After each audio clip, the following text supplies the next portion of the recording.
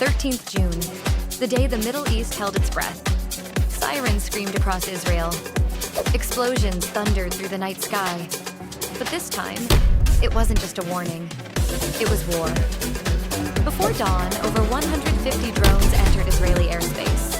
Iran's elite Quds force, alongside Hezbollah and militias from Iraq and Yemen, launched a coordinated assault. Tel Aviv, Haifa, turned into battlegrounds. And in that chaos, Iran struck first. Hard. More than 42 Israeli soldiers and civilians were confirmed dead in the initial wave. A munitions depot in Negev erupted in flames. Panic gripped the streets.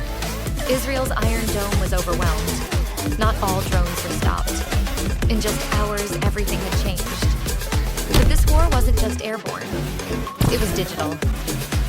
As missiles rained, Iran unleashed one of the most crippling cyber attacks in Israel's history. Hospitals went dark. Power grids failed in multiple cities. Traffic lights blinked out.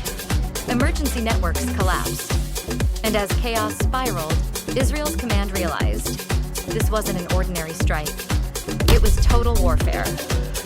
While Iranian casualties were reportedly under 30, mostly from retaliatory airstrikes in Syria and Iraq, the psychological blow was massive. For the first time in years, Israel looked unprepared. And Iran? Unapologetically bold. Israel retaliated. Fiercely. Dozens of fighter jets launched precision strikes across Damascus, Homs, and southern Lebanon, targeting Iranian assets. The response was swift, but not enough. Satellite footage showed downed Israeli drones near the Iraqi border. Iran's state media declared a defensive victory. And in a rare moment, Israel publicly admitted unexpected losses. At least 57 Iranian-affiliated fighters were killed in Israeli strikes. But the cost was mutual. Analysts called it a deadlock soaked in fire. And through it all, Tehran stood calm. It was clear. This wasn't a clash. It was a message. Iran was done hiding behind proxies. Total reported casualties, over 100 across both sides. But the true toll, political, strategic, and psychological. 13th June may go down as the day Israel's dominance was tested and possibly pierced. The world now watches with bated breath.